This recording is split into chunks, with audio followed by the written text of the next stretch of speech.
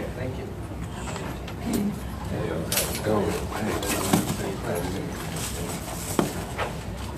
So I'm going to start so that for those people who are late, they are officially on Realtor time. My name is Joe Sonona. Good morning, everybody. Good morning. I said good morning. Louder. Good morning. Good morning. Come on. Good morning. Good morning. I'm crazy, yes, I'm certifiable. But I start my classes with good motivation because everybody needs motivation, especially new agent training. This is nothing like you've seen in pre-licensing. This is a new agent orientation class. Who's here for the first time? Who's here experiencing me for the first time? My sympathies. Okay, so I do a little bit different. I like to have fun. You know, does anybody have any objection so far? Okay. I like to have fun. I was a student like you were. I was sitting in that chair, bored out of my mind, and I had some, instructors that were kind of like boring. So when I decided to be an instructor myself, I decided that I was going to do something different. I was going to do more motivation because I think new agents need motivation more so than they need to get their heads checked for why they became a real estate agent. And real estate agents, real estate in 2018 is very different from when I got my license 29 years ago. That's how long I've been in the business. That means for 29 years, I have never taken a paycheck. Does that scare anybody so far? Kind of. Okay, I agree. Well, it scared me too. So my story is very simple. For 6 months in, I made no money. No money at all. I was just about ready to quit. I was about, that at that point where I said to myself, it's either I get into this full time and decide that I'm going to do this, or I'm just going to do something else. Now, at the point that I was deciding that, I was also a teacher. I was a teacher up in the Bronx at PS 141 in a middle school. I was teaching English. And one day I walked in and the students thought that they had a substitute teacher. So have you ever had a substitute teacher and had that feeling like, you're not going to work, so the class went wild, and I was listening to this noise as I was approaching my classroom.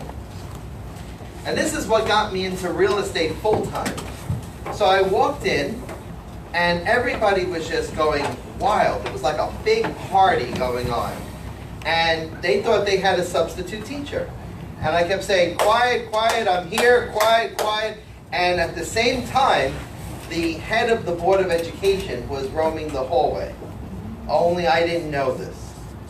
So I kept saying, quiet, quiet. And then all of a sudden, I picked up a chair and I threw it into the other side of the room just to get order. Just so that everything would be quiet. And all of a sudden it crashed, and everything was silent, like this. I said, okay, now that I have your attention, we're going to start. And then behind me was the head of the Board of Ed said, you're not starting today. You're leaving today.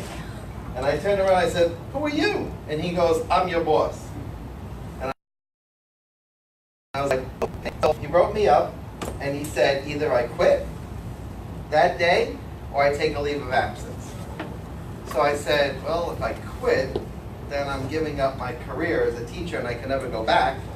So I took the leave of absence and I never looked back. And I said, all right, I'm going to devote myself 6 months to full-time to real estate for the rest of the year. And I never went back. I never looked back. It was just one of those experiences that when your life takes a shift and you go to the right, sometimes you never have to look at the left anymore. But you always wonder what the left would have been had you stayed, right? So that's a poem by Robert Frost called Two Roads That Diverged into a Wood. If anybody ever heard that poem, it means you take this road, and then you wonder what this road is about, and you kind of like regret some of it. So that's how I got back into teaching, only in a different style, which is here. And I enjoy it. I enjoy it so much because first you have to love real estate. You have to love real estate so much. You have to put it in your blood. You have to put it into your daily routine. You have to make it a part of who you are. That's the key. If you don't have that drive and you don't have that in your blood, then of course the job that you decide to take on the outside of real estate is the passion that you explore. But for me, the passion in real estate became very real when I started to become successful, when I started to meet people, when I started to engage with people, when I started to talk to my brokers, and I started to bring on my mentors. Things became more and more real, that I was not going back to that, that clock-in mentality. Who has ever done this? Taking a card, putting it in a thing, and then go, cha-ching, and then you're clocked into your job, right? So at 9:01 every day, I would clock into a job right here in Brooklyn in Peerless Importers. That's where I started working. Like, that was my first real job at 17. But before that, my salesmanship, what I do now, how I speak to people now, started when I was about 10 years old. I would go door to door. I came from Greenpoint, Brooklyn, and I would knock on people's doors and I would ask them if they had junk in their attics that I could clean out. All right, because I wanted to make some money on the corner. That's where I sold all my junk. I sold it on the corner of Manhattan Avenue and Milton Street. And I put a little table there and I had people's junk from their attic. At 10 years old I did this. And my parents went wild because they're Italian and they're old school, and you didn't do that as an Italian. Oh my God, I'm so embarrassed, my mother would say. You got all people's junk. And I go, yeah, but I'm making money. I'm making like $40 a week. And for $40 a week back then, it was a lot of money for a kid my age. Right? And before that, I was putting flyers on a liquor store, for a liquor store, on people's cars. And I was bored, and that was $10 an hour. So I knew back then, and even looking at it now, that I knew how to make money. And that's the secret. You have to know how to tap into revenue streams for your business. And you have to create revenue streams. So here I had the liquor store, I had the junk on the corner, and then I looked right across the way where my father worked, and he worked in a church, and I said, you know what, I want to work there too. So I kind of had like 3 jobs by the time I was 12, and I was answering phones in for the priest's house in the rectory, and I was answering phones, and then I got really ambitious. I gave up selling junk on the corner, right, because all my friends got interested in doing the same thing. So they put tables next to mine, and it became like a little flea market every Saturday. And then it got really like watered down because everybody was doing the same thing, so they cut into my profits. So I went across the street to God, and I said to the priest, I said, listen, I want to do more than just answer the phones. I said, what's over here on this side of the church? I said, there's candles. These little candles like this with wax, and people light them. And I go, And then what do you do inside the church? And he goes, well, what we do is we blow out the candles after people light them, and we relight them outside on the shrine, and we recycle it every day. I said, that could be a business. So all of a sudden I started to take notice of what they wear during their religious services, right? And I started matching the colors with the candles. Very creative. That's marketing 101.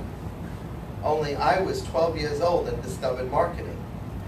I made $96,000 the first year for the church. And what I got in return was $50, $60 a week. And then he would throw me $10 here, $20 here so that I could go to school and take the trains. Okay? So my ambition started when I was a kid. And that was my fire, was to make money. And it still is my fire, to make money to pay bills. You know, one of the things that I hate most of all is the things that you relate to as well. And I know that you're going to say yes to this, because everybody hates bills, right? Yes? Yes? Everybody hates paying their bills. And one of the things that I always worry about is the ability to pay a bill. And if I had a lot of money to not worry about my bills, I'd be okay. Because truthfully, we're never going to win the lottery. Let's face some realities here. You know, $2 or $1 in a dream is not going to find you $1 million, especially when everybody else is playing it. It becomes watered down, like the tables in the flea market that I had as a kid. Everybody jumps on something to make their luck. So, like Titanic, you have to make your own luck. You have to become that person, that skilled person. And the way to do it is to have a schedule. What do you do on Mondays? From the time you wake up at 9 o'clock to the time you decide that it's over for the day. Because you're an independent contractor. So you can basically wake up at 9 and finish your day at 11 and have the rest of the day off. Isn't that wonderful? But we know the reality of that. We know that at 9 o'clock, we have to start our day, or at 8 o'clock. How many people exercise here? Okay, so you know you have a routine to work out, or you have a routine that you do in the morning. So now you have to configure real estate into that routine. You have to put real estate as part of that routine. And you have to enjoy what you do in real estate. Can you tell that I'm a person that enjoys what I do? Right? Because I love real estate. I love real estate like Oprah loves bread. You know? And it's the truth, because if it's not in your blood, then it's not something that you're passionate about. And when you're passionate about something, you decide that this is how you're going to live your life. I put up on the screen Les Brown, right? And Les Brown is a motivational speaker. He's been my mentor for years, because when Les Brown started, he started from nothing. We all start from nothing, and we're trying to build something. This is a business. So that, Nicole, when you go to work every morning, you see an imaginary sign above your head that says Nicole Forte Real Estate. And that's the attitude you should have every day. Viviana, same thing. Viviana Choi Real Estate. Now, we know we don't own the real estate offices that we work with. Not for, with. Because when you work for somebody, it becomes like a chore, right? It becomes very, very like, you feel like you're in prison sometimes, because you have to answer to somebody. You don't have to answer to a broker. A broker is there to provide you with a space. That's all they're capable of doing. And then a broker's position is supposed to mentor you toward your success. You know, I have an expression that my father always used when I was little. He used to say, see this table where we're eating? We all eat from the same table, because we're around each other and we're connected to one another. Well, in a brokerage office, agents and broker have to sit at the same table and work together to provide for one another. That's what's supposed to happen. Now, I don't know if you've discovered that already, right? Or if you are working in an office where you are feeling comfortable about it. Maybe by 5 o'clock you'll be changing your offices by the time I'm done speaking, right? Or maybe you'll think a little bit differently about the decision that you made. Maybe you'll think stronger about the decision you made. And I hope you do make, that decision and make that stronger for yourself. Because what I want for each and every one of you is to be successful and not leave the business, because 87% of all new agents leave the business after their first year. It's astonishing, but it's true. You know why? Do you know why? What? Not because they made money, because they have no more motivation.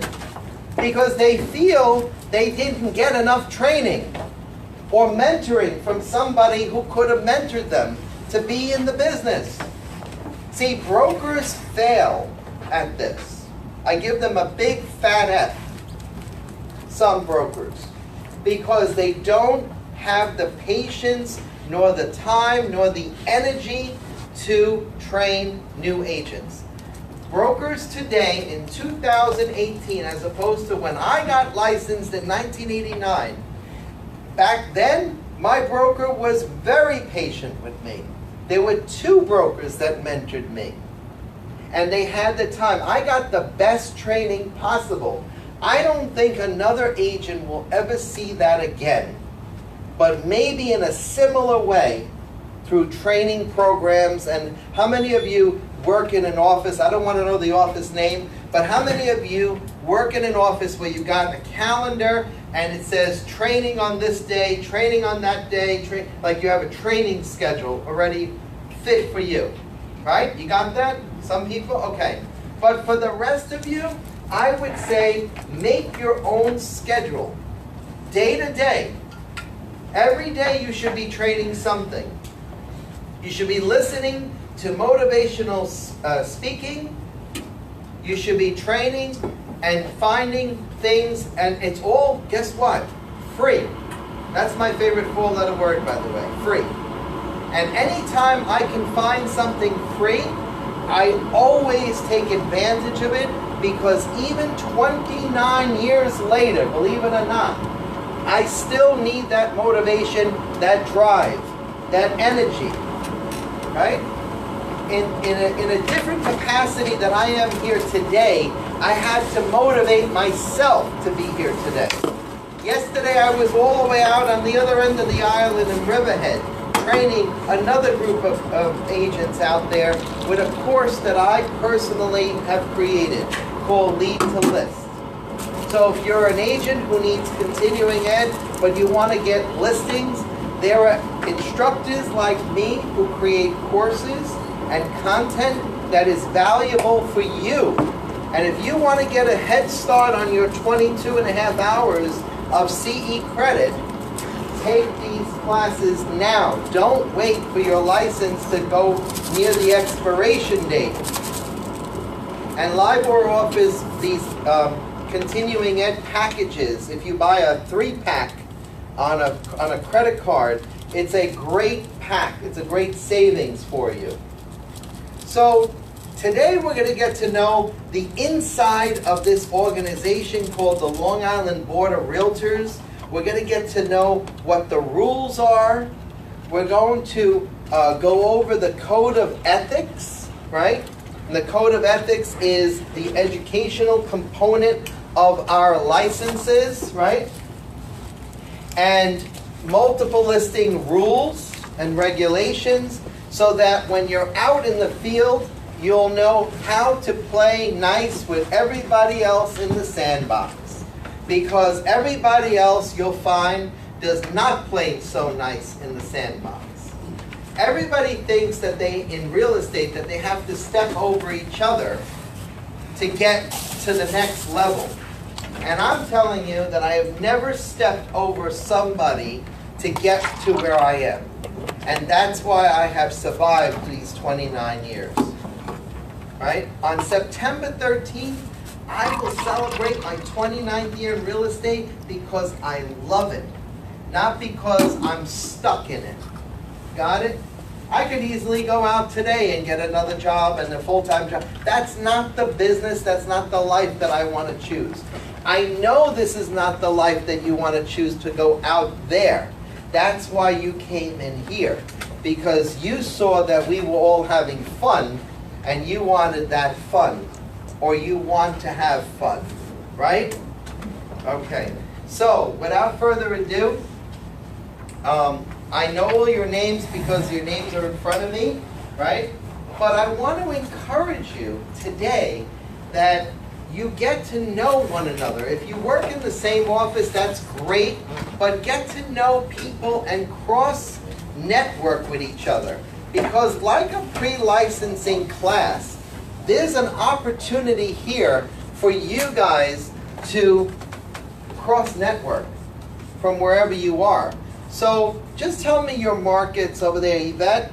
Tell me where you do the real estate the most. I know we're all New York State agents here. Brooklyn. But Brooklyn? What Yes. part of Brooklyn? East New York, Canarsie. Nice, very nice.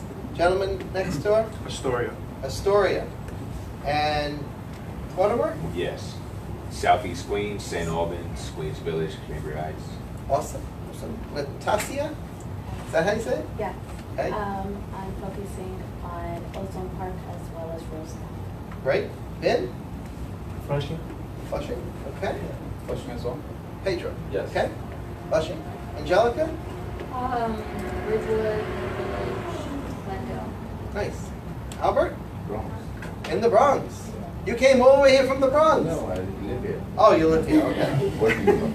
Oh, see, I thought you traveled the furthest. TJ? Bayside, Flushing.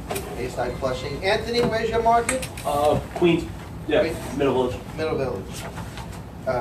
Ruli? Yes. Is that how I say it? Flushing. Mei-Ling? Yeah, same. Flushing. Okay. And Jian? And Long Island. Where? You coming to my area? Oh, in Syosset. Nice. Yan? Flushing. Mike? Queens. Queens? Manhattan, Lower East Side. Manhattan, Lower East Side. Okay. Gabriel? Yes. Fresh Meadows. Fresh Meadows? Hank? Whitestone, Bayside. Whitestone, Bayside? Laura? Mascot, Sunside, Woodside. Nice. Kenta? Baldwin? Near me. It's one closer to me now. Okay, Alex? Long Island, Flushing, Bayside. Kimberly? Ridgewood, Bushwick, and Harlem. Nicole? Whitestone, Bayside. And Juliana? Astoria, Sunnyside, and Woodside. Okay. So there's a great diversity of towns and all different types of boroughs in this room, which is great. So that here, if you need these people to help you, you have a great diversity here. And maybe during lunch, you want to just introduce yourself to somebody and, you know, make a network. I got to tell you, I know an agent who made over $40,000 last year alone on referral business. Just referring people. So that when you go and you create these, what they call revenue streams, you know, you're going to find out that in real estate, besides doing sales, rentals, commercial, okay, besides doing, and listings, right? These are all revenue streams. So if you create another revenue stream on the other side of your business, it's called referrals. And then you have to discover the other sources where money is going to come into your bank account. So, see, for me, I'm an instructor, so there's a revenue stream right here coming into, you know, my wallet. Because I created for myself in the last couple of years a revenue stream that's connected to real estate. So if there's a revenue stream here for you, you know, then this is all a part of what's called your spheres of influence.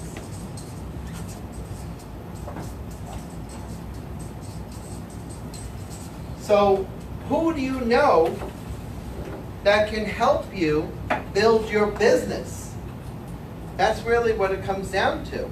And if you do business, let's say with a mortgage consultant, a lawyer, you know, a doctor, a hairstylist, a divorce attorney, a tax attorney, a CPA.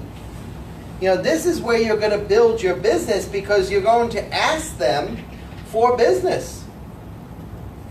If you don't ask them for business, you're not going to get any money. You're not going to get anywhere with it. And that's the crux of our business. That's the foundation of our business is referral sources. And when we refer people out of state, right? And that's another one we can put over here. Out of state referrals. I'm sure, you know, people are flocking out of New York State as we speak. Would you agree? That people are moving down south or across the country because they can't live here anymore. It's getting too expensive for them. People are getting choked out of New York. But you know those people, and you could be referring them to somebody else out of this state and making money. There are a lot of baby boomers that are retiring this year in that age category of 60 and up, right? They need somebody to talk to in another state. They're looking at their retirement like it's sitting right there in front of them. And they're not just 60 years old. They might be 65 or better. And they need a place to have a secondary home before maybe they retire. So they're exploring all that. So how many people belong to organizations that cater to 50-year-olds and 55-year-olds? How many people belong to an organization here? Mortimer, which organization? Well, I have my own independent company. I do home cleanouts. And a lot of my customers are older, you know, they're actually downsizing. So that's your revenue stream too. Yeah. So that's a good one because now you're connected to that, and then, hey, while I'm cleaning out this piece of junk over here, can I sell it? That's what Mortimer's talking about, right? So now anyone else who was in a business that they can connect right to real estate should be utilizing that skill, that talent for that specific purpose. So I don't want to get too much into anybody's business, but I want to help them grow their business. But as I look around, I'm looking at people's names, and I'm trying to come up with marketing for your business too. Because if you have a unique name, that could also bring in more business because you're going to be branding yourselves in this business. I'm sorry, but newspapers and local papers don't do it anymore. People don't read anymore. They listen. They watch. So social media has become a very, very big resource of income for a lot of people. For me, social media, we have some room over here in the orchestra section. Okay, it's over here. There's a special talent up here, just for you. She's like, yeah, right, just leave me alone, I'm late already. There's more seats up here. There you go. Don't worry, I promise not to spit at you when I talk. I do that occasionally. Anyway, so there's revenue streams that you can be creating by becoming more creative is what I'm saying to you. And you just have to tap into this thing called the brain. And for me, social media has become a very, very big revenue source. How many people go on Facebook Live right now or Instagram Live right now? Aside from real estate, socially.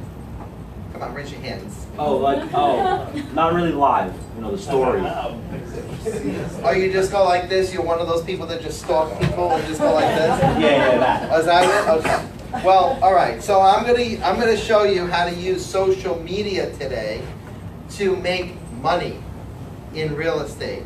And it's a very simple way of making money. I made last year $40,000 more using social media. Little old me. The kid on the street that sold people's junk. You know? And it's because I discovered that you can't make money on a shopping cart. You know, there's gonna be people that are gonna ask you for your business. They're gonna say, hey, you know what, Laura, I want your business. Why don't you go on the shopping cart?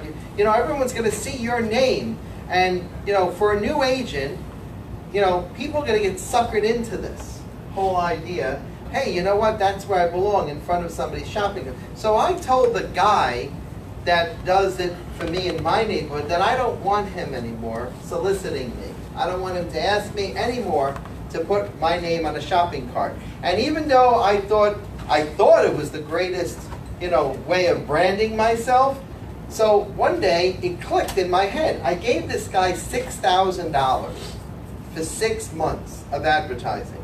So I'm in aisle 2 with my shopping cart. I sometimes had to pretend that I was shopping just to see if anybody would see it, you know. So I'm in aisle 2 and I'm watching my face on the thing over here in front of me. And I know where people put their pocketbook, you know, or their eggs. Sometimes they put their eggs over there so they don't get crushed over here. And then I'm thinking, and then I go over to aisle 3 like this, and I look over and I see some baby's ass on my face. Because the mother has the kid in the shopping cart and it's blocking my face. So I pull up alongside of this kid.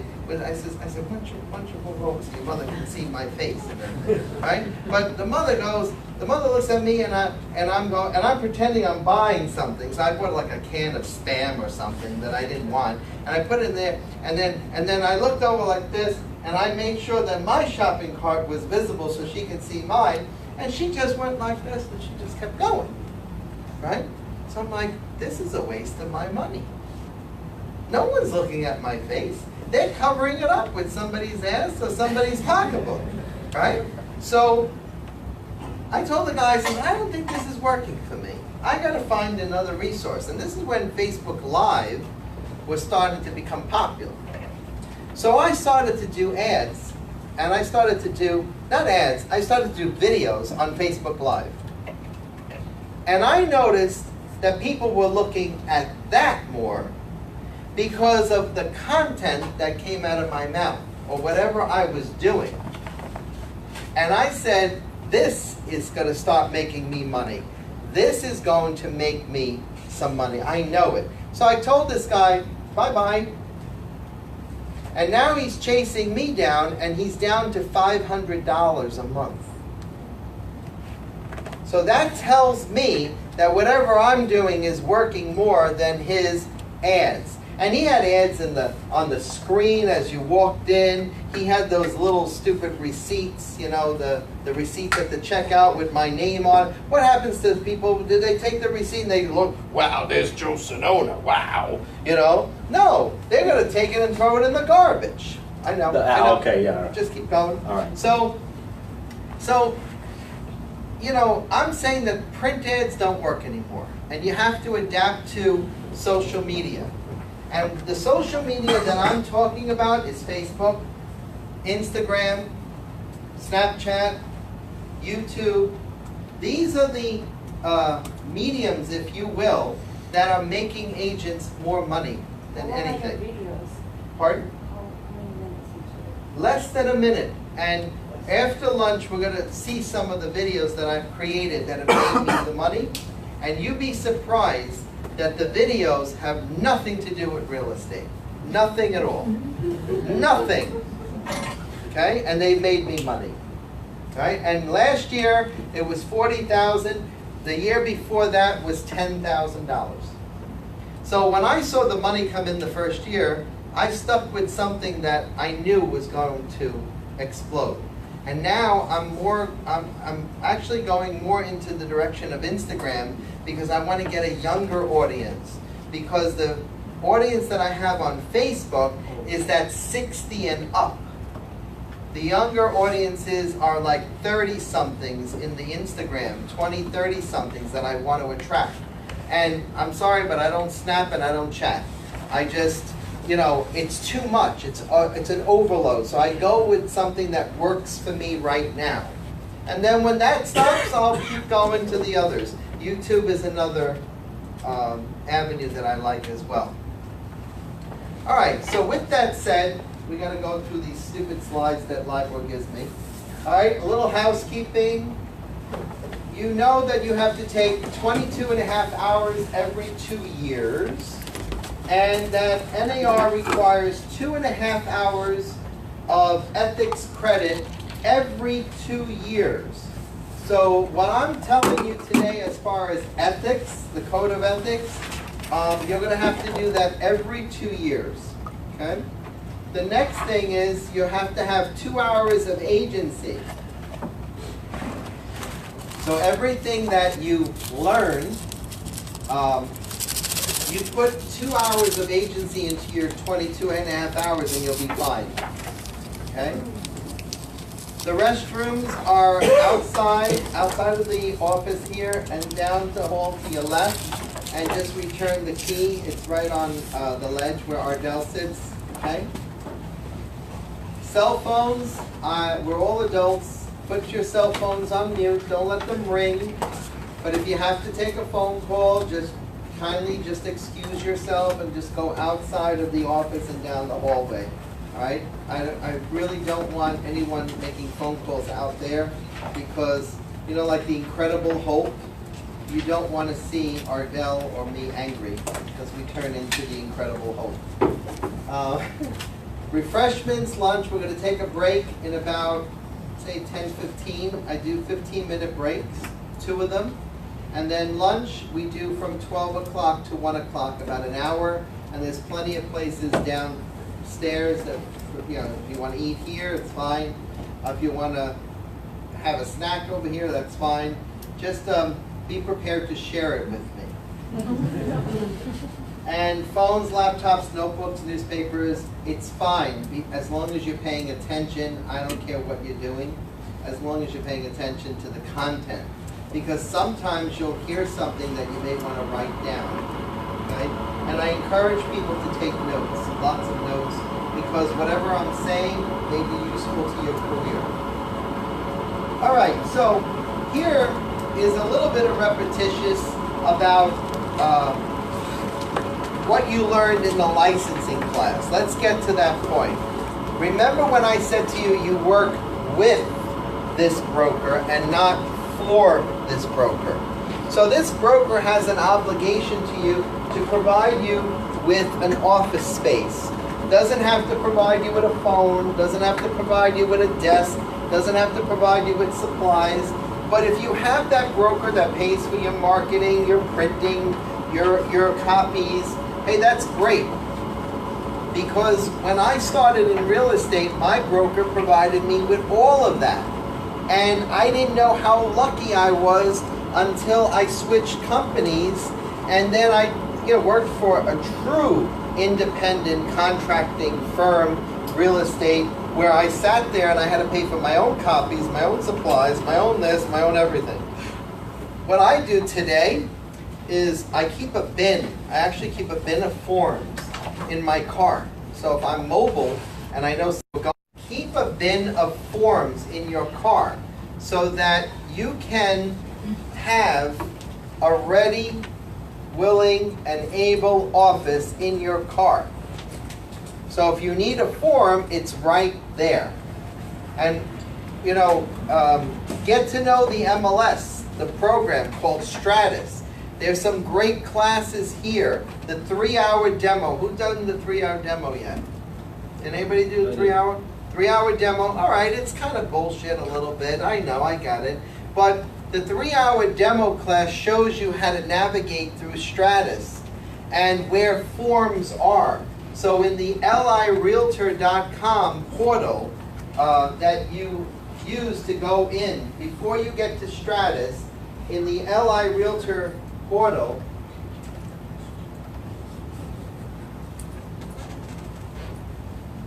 there's a portal called Docs on Demand. Does everybody know this? Say yes? Yeah.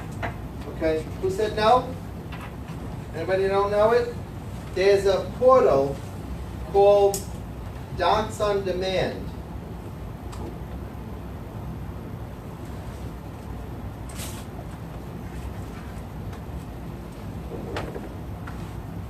So it's right here in the member area.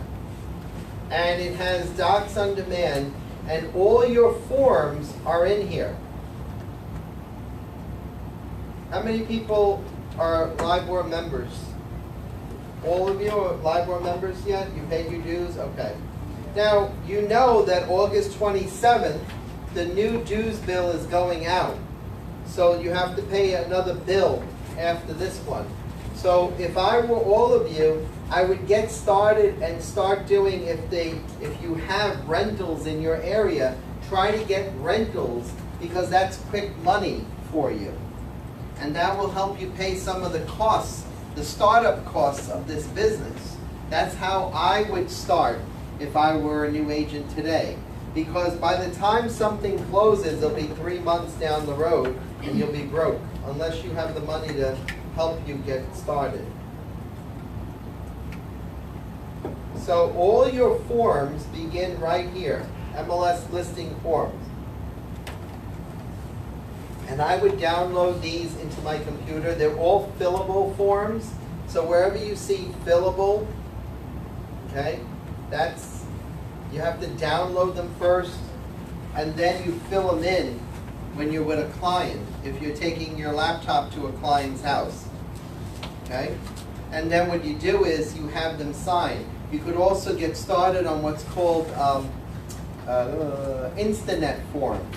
And this is the stuff they teach you here. If you don't know how to use a computer, they teach you that over here too. There's a whole package of technology. I like that one. That's like a 3-day class, and that's 22.5 hours. You can knock out your continuing ed right then and there in that room by just studying all the technology that MLS has to offer, including the forms. And you learn everything you need to know about technology in that 3-day class. And it's 3 days, they're not 3 days in a row, they're 3 weeks that way. You know, 1 class a week. All right, so let's get back to this. So you're a salesperson, you're a real estate salesperson. And what that means is that you also carry some liability with you. And you are responsible for your own actions, but your broker is responsible for what comes out of your mouth. Now, I know some of you work for big companies, and I'm directing this toward you. If you work for a big company, that broker, I don't care how caring and how nice they are, they still have to manage your liability and their liability. So whatever comes out of your mouth, just be very careful. If you don't know the answer to a question, just say to the customer or the client, I'll get back to you on that answer. Let me just double check. I don't care how new you look to anybody out there. I really don't care. If you say, you know, I don't want to show them that I'm new, well, you know what? It's better to show them that you're new and not that you're going to lose your license, you know? Because whatever comes out of your mouth that's the wrong thing could very well hurt your license. And I know you don't want to sit in this classroom ever again for 75 hours and take a state test again. Because if you're found to doing the wrong thing, people are vicious in 2018. Everything is in a political correct arena. So anything that you do, you know, somebody's liable to get a lawsuit against you. I had a lawsuit for, you know what I had a lawsuit for? A dirty look. Really? Yes, somebody sued me because in my classroom, of all places, because I went like this, I looked around like this, and the lady says, you gave me a dirty look, I'm suing you. $10,000. Did you rent? So the judge says, can you show me what you did? I said, well, I do like this. I look around, I make contact, and sometimes I'll look like this, you know, make an eye contact with the people I'm talking to, and that's all I was doing, Your Honor, right? So he threw it out of court because it was a frivolous lawsuit. So I said, oh, you're throwing it out of court, that's great. I said, do I get to sue her now for wasting my time? It was a frivolous lawsuit. But do you understand, people are sick out there. They sue you for everything. We live in the land of the Sioux and the home of the brave, you know? But I want to tell you that you have that responsibility as an agent working in an office. So be careful what comes out of your mouth. Be careful how you speak toward your colleagues in the business. You know, when we talk about the code of ethics, we talk about speaking ill of another realtor. Oh, I don't like Gabriel because you know what? Gabriel doesn't let me in any of his listings. Right, Laura? You don't like him either. Why don't we boycott his listings and we won't even show any of Gabriel's listings? Right? So now we're talking bad about Gabriel, and he might be the person that does that, but Gabriel can turn around and bring me up on an ethics charge because I sided with you. That's one of our code of ethics. You know? And we thought we were doing the right thing because we were telling the truth, but Gabriel says, hey, wait a minute, I heard you talking bad about me. I'm going to bring you up on an ethics charge. And you know who's going to win? He'll win. So don't speak bad about another broker to each other, because that will not get you friends and influence people. I don't care what the book said, you know, that said this is the way you become a millionaire. But how to win friends and influence people is to keep the highest level of integrity up. To tell the truth at 10 and never have to worry at 1 o'clock what you said at 10 o'clock. And that's the God's honest truth. And I'm telling you, it has helped me for all my life. It was always this way all my life. But when I got into real estate, I heard that realtors were snakes and cutthroats and underhanded and backbiting and claw biting and commission whores. That's all. That was the big one I heard. Yeah, we're all commission whores. You know, we prostitute ourselves and we undercut people and we lower our commissions and we do this. And I mean, the adjectives were just enormous, right? But then when I got into real estate, I said, you know what? I don't have to backbite. I don't have to talk about somebody else. I don't have to undercut somebody else. All I have to do is work with that person out there outside of my office and call them a colleague and not a competitor. Your brokers will talk about the competition. And I will tell you that the competition lies within you. Every day you have to compete with yourself. You have to compete to get better and do better in your business. That's why building a business plan and making a goal for yourself is very important. So for me, I'll share something with you what I do. With all new agents, I tell them to create what I call a vision board. How many people have a vision board here? Raise your hand. Raise your hand so I can see it. How many? 1, 2, 3. 3 people out of all of you have a vision board, right? Do you mind sharing? Do you mind sharing what's on the vision board? You can share. Alex is deferring to Gulner. Gulner, right? What's your name? What's your first name? Evangeline. Evangeline. Do you mind sharing what's on your vision board? Well, pretty much it's like a growth board. A So growth board. I figure in 6 months I have an idea, a vision of where I would like to be, what I would like to be earning, what areas I may be concentrating on, whether it's sales or rentals or both. So for the first 6 months I'm finding my way and trying to decide where my strengths may lie. I love it. I love it. Clear, concise, knows where she wants to be in 6 months.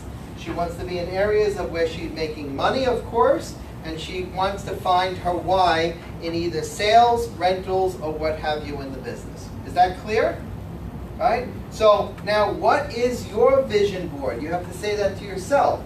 So what I'd like you to do today is work on your vision board in your mind and start writing it down. If you don't write down your goals, if you don't write down your vision, you will not live them. Why is that? Why? Yeah. Because, let me ask you a question. Do you ever stand next to somebody at New Year's Eve? Like girlfriend?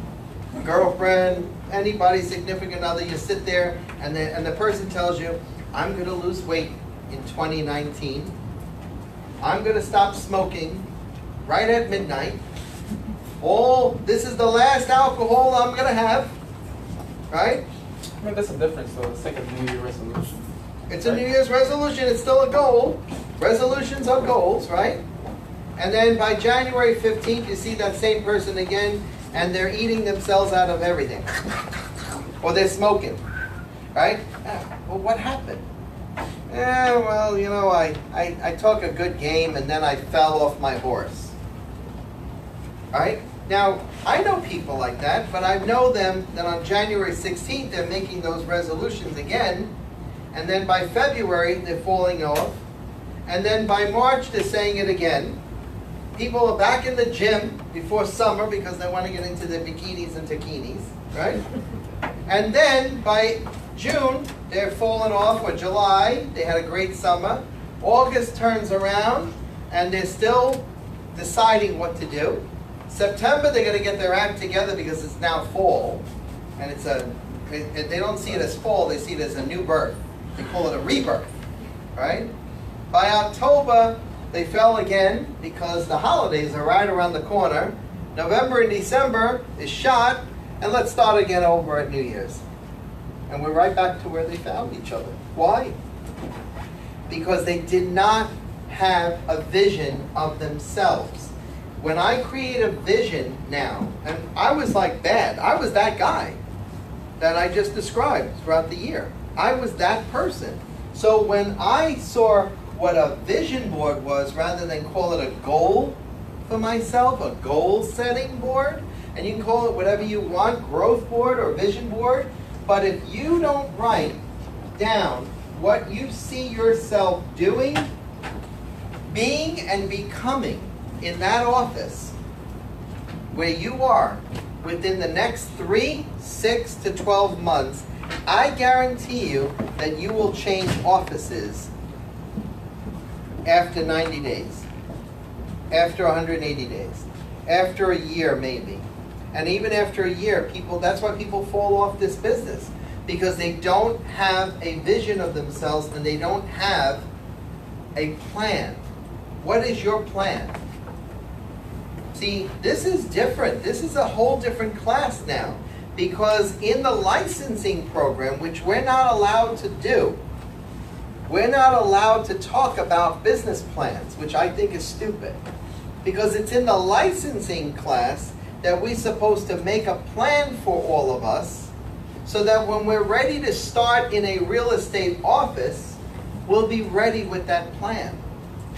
So I'm glad in a way that I get to tell you this today in your new agent orientation, because, you know, I can go on and on about what LIBOR has and what LIBOR has to offer, but that's not what you came here for. You wanted to know just exactly what a new agent's supposed to be doing, correct? Is that right? And a new agent's supposed to be working toward their success, toward getting with people that have money. That's all going to be done today. So when we talk about this real estate broker, the broker is supposed to mentor you, supposed to give you part of that vision by helping you succeed. So in that 3-month period, if you're not getting a mentor or a partner or a teammate, right? You should be looking for that type of person that will help you grow in the real estate office. If you come from a big company, there are teams in that big company you could be joining right now to learn more about the business. And if you are, let's say, 5 people or 3 people here that work in the same company, form a team and learn together. Because that's the way you're going to make money too. Because if you go out and you approach me and I'm the seller and I'm selling my house and I see 2 people coming at me wanting my listing, then you should be selling me on the fact that 2 of you will be working for the price of 1. Because now I have 4 eyes on my sale as opposed to 1 eye that's fresh, that's brand new. But now I have this guy who's new, this guy who's the mentor, and I know that I'm going to get my house sold because they're both hungry. And that's how a new agent makes money, by the way. When an owner says to you, oh, are you new? Right? Have you experienced that yet? Oh, you're new. You will experience it with a homeowner. I don't know if I want to list my property with you because you're new. Right? Oh, how long have you been in the business? They try to do it that way, on that angle, because they want to base it on your experience, right? They want to base it, and you say, listen, I am brand new. Admit it to them. I'm brand new. However, my company isn't. My company has sold in this neighborhood for how many years? Here is the track record of my company. And I'm fresh, and I'm motivated to sell your house. That's how new I am. And you'll see that the conversation goes in another direction, and they forget about how new you are. It's what comes out of your mouth that's important. If stupidity comes out of your mouth and you know, then that's what you're going to get back in return. People are not going to list with you. They're not going to want to do business with you. Professional development. That's the second thing. While you're in between the 3 to 6 months, professional development. Does everybody know what this is? No. What is professional development? The guy who said no? I said no, I don't He know. said no. What? Oh, you don't know what No, no. professional development. I'm just listening, but I would say the way you carry yourself, the way you express yourself, the way you deliver. That How sounds are right. you going to find that way to express yourself? How are you going to find that way to deliver? Some people are going to be. For people that done it before in Kimberly? Yeah, continuing education, mentorship. CE credit. And just don't go to these classes because they offer CE credit. Go there even when they don't offer CE credit. So that if somebody, Natasha, if somebody in your office comes to your office and says, hey, I want to teach you how to do Realtors Property Resource. It's a technology tool that will help you enhance your presentation on your CMAs to get listings. But there's no CE credit there. I would expect everybody to take advantage of that because even though there's no CE, show up. One of my mentors used to say, hey, you're not showing up. I said, what are you talking about? I'm right here. I said, I'm right here. No. Show up. Up here. And as you're showing up, you're gaining that knowledge, you're gaining that professionalism. Because if you don't express it to a client, that client's going to see how stupid you are. Or ill-prepared, let's say it that way, nicer. Ill-prepared for the real estate business. Remember, people want to do business with people who understand and know the business. I'll say it for a lack of better word because I'm recording this, but I don't like that company, you know, that company that starts with Z, right? That where people look at houses and rentals. So I call that company Pillow. Okay?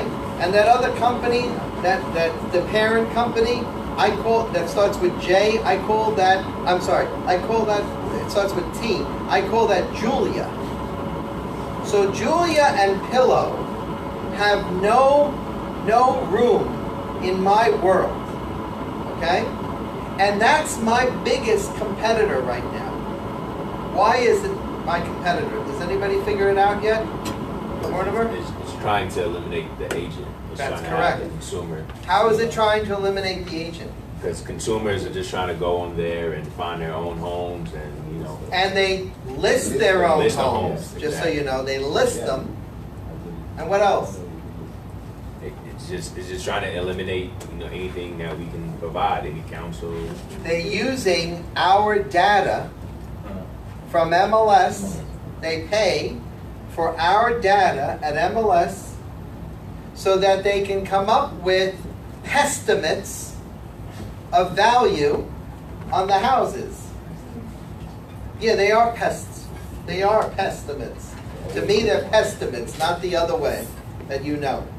You know why? Because it's a pesta. You know, like when a fly comes out, it's a pest. He just, and you can't catch him, right? But he's there. Well, that's what Pillow and Julia are. Did you see Purple Bricks? What? Oh, The commercials? let's talk about red bricks. I don't care about red bricks either. No, I know, the commercials. But these companies are always out to give you a gimmick. They try to throw out the bait so that you can catch the bait and be on their hook if you're the consumer. So how do we compete with that? The professionalism. Professionalism, Personal touch. personal touch, soft sell. Soft sell is very important in our business. You can't hard sell somebody. I put a contract in front of you, I go, here, sign it, sign it, sign it, sign it, sign it, sign it, sign it. What are you gonna tell me? Get the hell out of here. But if I say to you, listen, this contract, this needs your approval, and I want you to look at all the terms and conditions and take your time, and when you're ready, I would like you to approve it. Not sign it, approve it. So that when you approve it, I will be ready, willing, and able to work with you, and we'll get you happily moved. That's soft sell. That's a technique that is only found in professional development when these courses teach you the art of role playing. So if I said to you, hang, I would say, ring, ring. Let's pretend, hello. Hi, my name is Joe Sonona from ABC Realty, and how are you doing today? Oh, it's a wrong number? Wait, aren't you the number that has the for sale by owner on your lawn? Sorry, I'm on the do not call list. Oh, you're on the do not call list. Okay, thank you very much, and I go on with the rest of my day. But he put his name and his number out there on the for sale by owner. That means that he violated his own do not call list law. Now I have the opportunity to call him again. Hi, Mr. Zoid, how are you doing today? This is Joe Sonona from ABC Realty. Good, good. I know you don't have your name on the do not call list, but your for sale by owner number has been published out there. And as far as I'm concerned, I can call you now. Would you like to have a conversation about the sale of your property with me? Oh, he's too easy. Be more difficult. Be difficult. Be difficult. I'd like to set up an appointment to come over and provide you with a free comparative market analysis so that maybe you would consider working with me. Is that something that you would like to consider? I just met with somebody. You just met with somebody.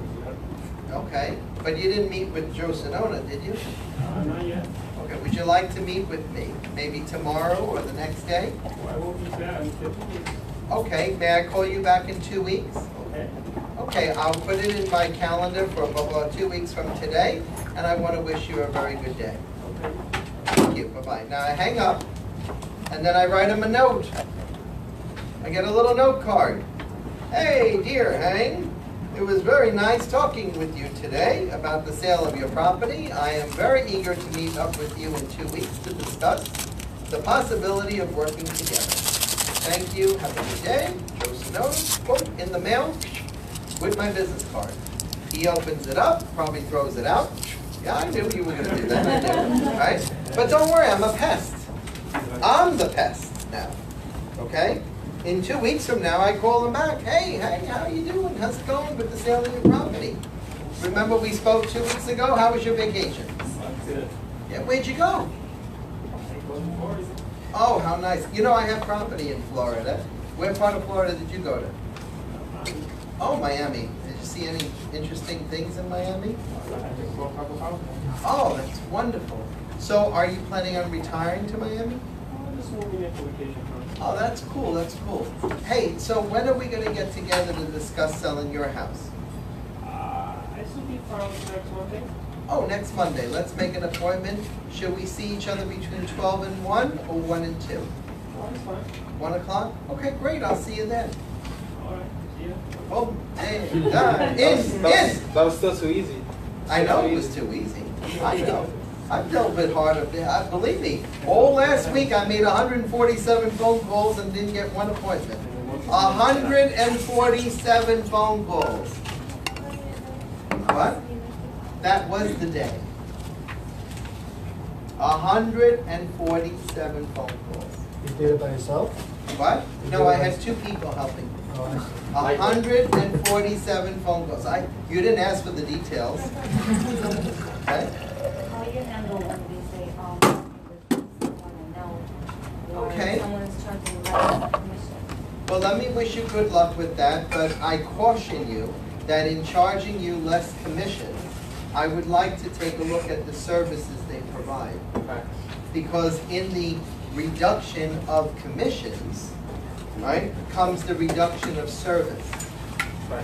But you Now, can't. if you're getting $500,000, or you're saying you were asking $500,000, let's talk about my services, and we'll meet in person. Notice I didn't talk about my commission.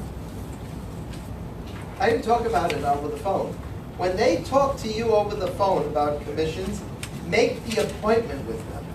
Get into the house. That is the most important part of the phone call, is making the appointment. The phone is just to make appointments, not to sell yourself over the phone, because you cannot establish a rapport over the phone. Remember, they have a brick wall up here. They don't want to talk to you. They don't want to see you. They don't want any agent. They want to do it on their own. I have a great course called Lead to List that I'll be teaching here in Jackson Heights in October.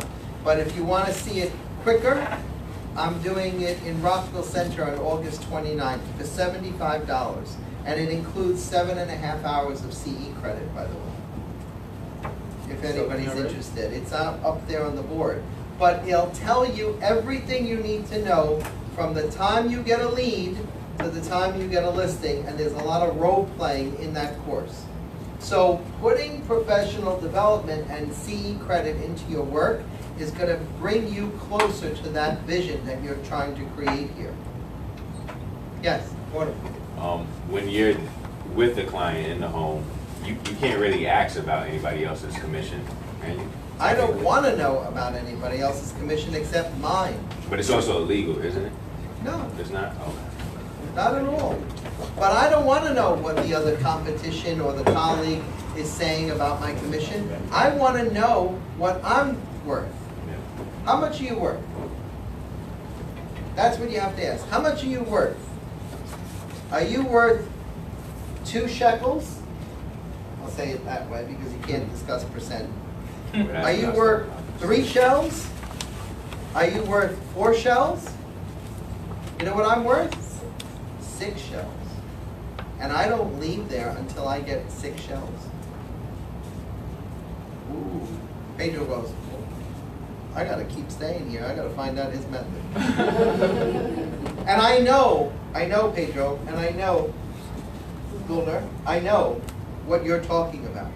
I know your areas. I know some people here from Flushing too, right? I know what's going on in Flushing. It went from 7 seashells, 7, right? All the way down to 1 seashell. So you know what people did? They pulled down their pants and they said, I'm free. That's what the industry does. Let me tell you about real estate. Do you know Forbes magazine comes out with the top professions in the United States every year. I'll give you a guess where real estate is. Bottom. No, I'm sorry, I didn't make that clear. 1 to 25. The top 25 professions. 20. Where do you, no. Not on the list. No, we're actually very good. compared to where we were? 7? No? No? Not on the list. 12. 13. You know who's 12? Right below us? Top professions in the United States. Number 12, used car salesman.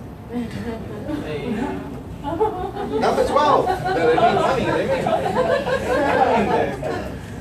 So, I'll give you a little story. I went into BMW, and I love a BMW. I don't know, there's something about a BMW that maybe it's because of the name, I don't know. But I walked into BMW with a colleague of mine in real estate. She says, I got a great friend. She's the top producer of BMW in Long Island.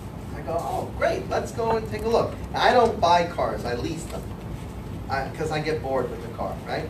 So every 3 years, I'll lease a car. So, go into BMW, and we sit down in front of the top producing salesperson for BMW. And I have a lot of respect for people like that.